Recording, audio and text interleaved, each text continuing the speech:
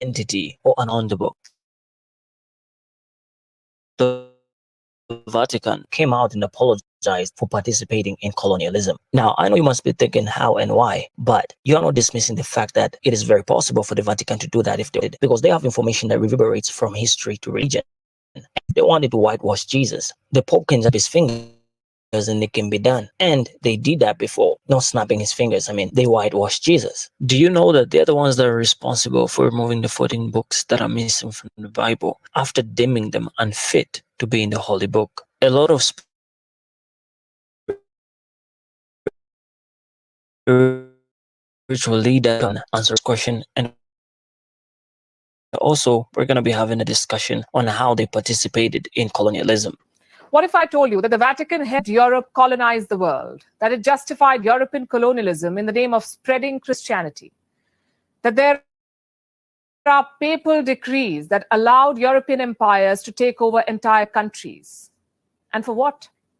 To allow colonizers to subjugate people, to take away their lands, wage war on their cultures, impose a self-conceived notion of racial superiority over them.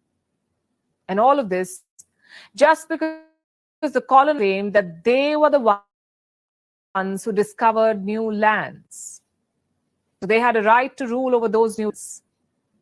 Now, the Vatican has come forward and apologized for what it did. It has apologized for helping the colonizers. Here's the report.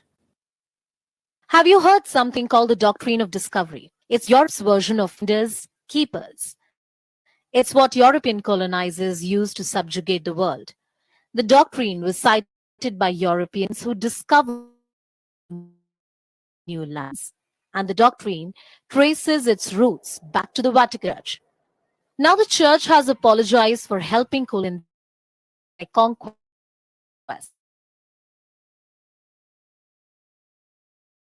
On Thursday, the Vatican issued an unprecedented statement.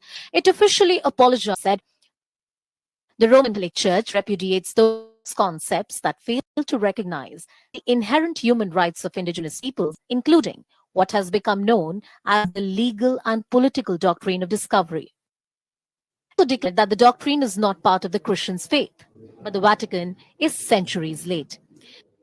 The doctrine of discovery is a concept laid out in the so-called bulls. What are these? These are usually official statements from the Catholic Church. That would be the Pope. So no less than the popes were involved in justifying European colonialism. Their decrees were used extensively in the conquest of Australia, Canada, New Zealand, Africa, and the United States. Colonizers claimed that they had the approval of the church to have sovereignty, property, and commercial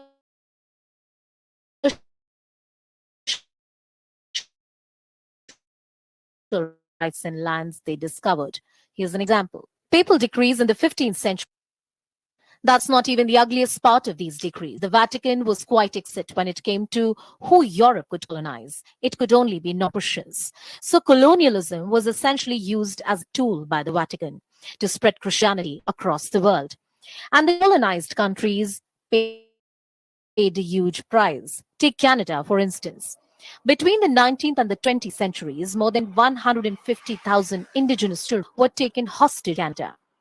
They were snatched away from their families and lodged against their will in the re-education institutions. Here, they were subjected to unspeakable atrocities. They were physically assaulted and sexually. Many of them didn't survive. They were buried in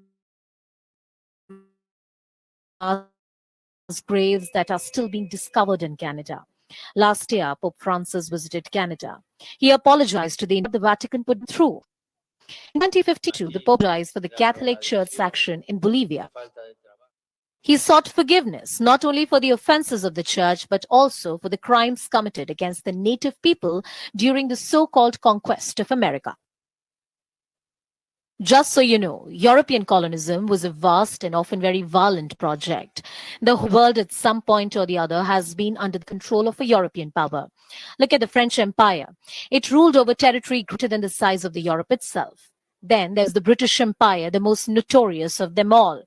And its peak was about 25% of the world population was a subject of the British